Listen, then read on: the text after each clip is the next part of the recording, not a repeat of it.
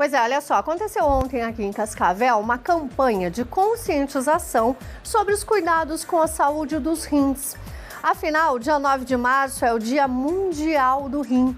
Para saber mais sobre esses cuidados, sobre essas doenças renais, a Amandinha foi lá participar do evento e mostra agora pra gente, olha só.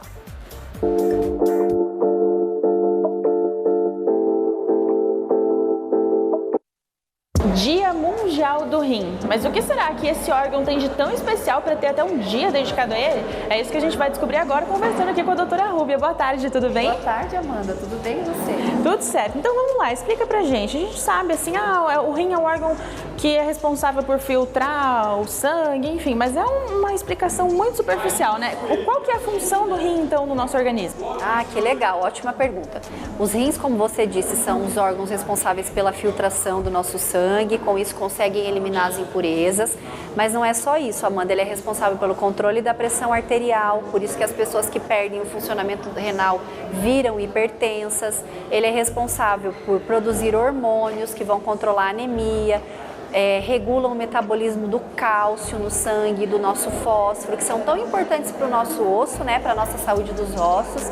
Eles também regulam o excesso de líquidos que a gente ingere, colocando eles para fora, né, de maneira adequada, impedindo então que a gente fique desidratado, tirando o excesso desses líquidos.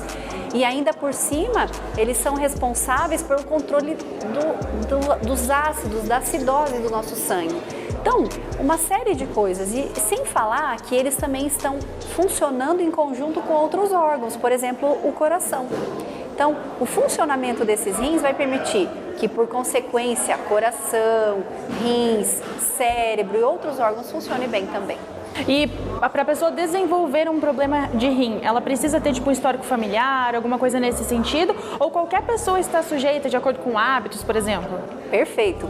Qualquer pessoa está sujeita. A doença renal não é mais uma doença de idosos, que a gente pensa, esse pensamento é errado.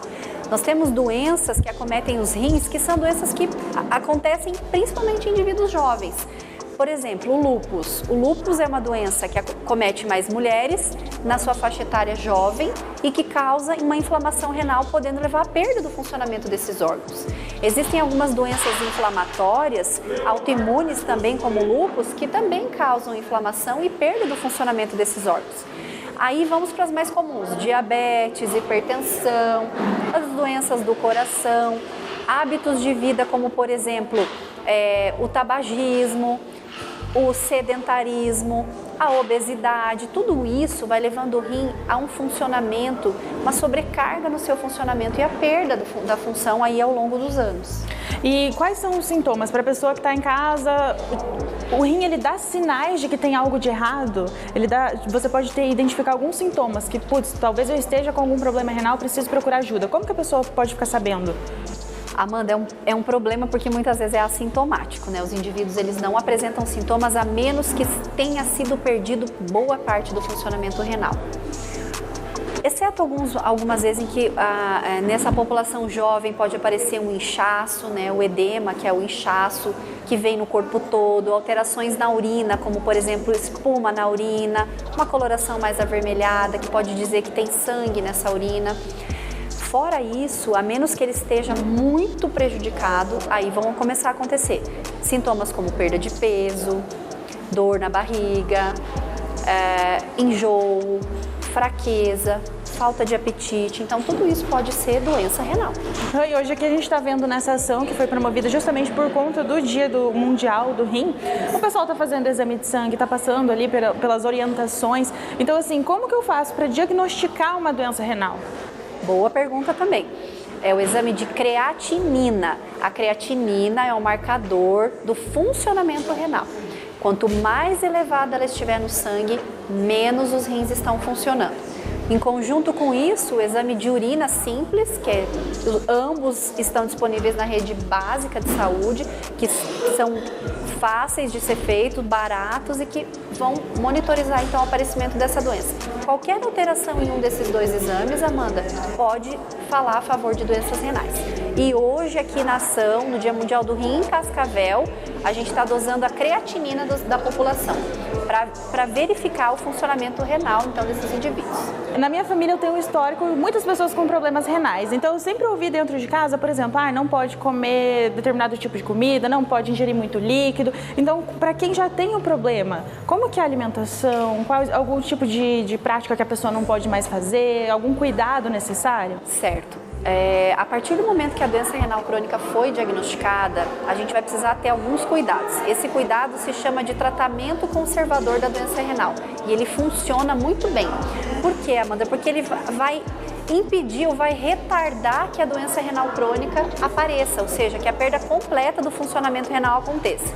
Então, nós temos aí a ingesta de sal, que deve ser controlada, ou seja, isso nem é para quem tem doença renal somente, é para toda a população. Mas principalmente o controle do sal, o controle do consumo de alimentos industrializados. Então, eu costumo dizer assim para os pacientes, tudo aquilo que a gente tem que preparar é uma alimentação saudável. A gente precisa estar atento também com o consumo de proteínas em grande quantidade. Hoje há, assim, uma liberação, né, de dietas ricas em proteínas ou até mesmo suplementos proteicos. Então, para quem tem doença renal já está bem estabelecido, então tem que ter um pouco de cautela, não são todos, mas assim, de maneira geral essa é a orientação, desde que não estejam desnutridos, né? Enfim, o controle da água para quem já faz hemodiálise ou para quem já faz diálise peritoneal, ele precisa ser bem rigoroso porque o xixi vai diminuindo, né? A quantidade de xixi vai diminuindo e o consumo de água precisa ser controlado também, nesse momento. Mas até que os rins estejam funcionando, o consumo de água está liberado. É até melhor, quanto mais água, isso é verdade ou é mito, né? Que para fazer o rim funcionar tem que colocar água. Olha, isso é mito, nem tudo. Então todo mundo fala assim, 2 litros de água por dia para todo mundo. Não é bem assim, Amanda, veja bem. Então, para quem tem doenças cardíacas e que o coração tem uma insuficiência no seu funcionamento, se eu disser para ele que ele precisa tomar 2 litros de água por dia, talvez seja muito. Ele vai começar a ficar inchado, ele vai começar a sentir falta de ar, por dificuldade de coração mesmo, né? Doenças cardíacas. Então, isso é um mito. A gente precisa ingerir bastante água quando nós temos pedra nos rins, doença renal policística e para nos mantermos hidratados. Isso sim, serve como uma ordem assim genérica, mas existem exceções. Então a chave para tudo é você manter ali um relacionamento com o médico frequente. Exato. Sempre estar acompanhando os sinais do corpo, mas também fazendo os exames de rotina para, se tiver alguma coisa, o médico vai saber indicar qual a melhor forma de tratamento. Exatamente. E da sua parte, mesmo que não esteja em atendimento médico, acho que o bom senso, né? Uma alimentação balanceada, equilibrada, pouco sal, rica em verduras, sem frituras, alimentos que nós preparamos, nada industrializado, atividade física, cessar o tabagismo, cessar o etilismo. Acho que isso tudo contribui, isso contribui de fato para diminuir a chance de você virar um paciente renal crônico. Perfeito, muito obrigada e até a próxima. Obrigada a você, Amanda, até a próxima.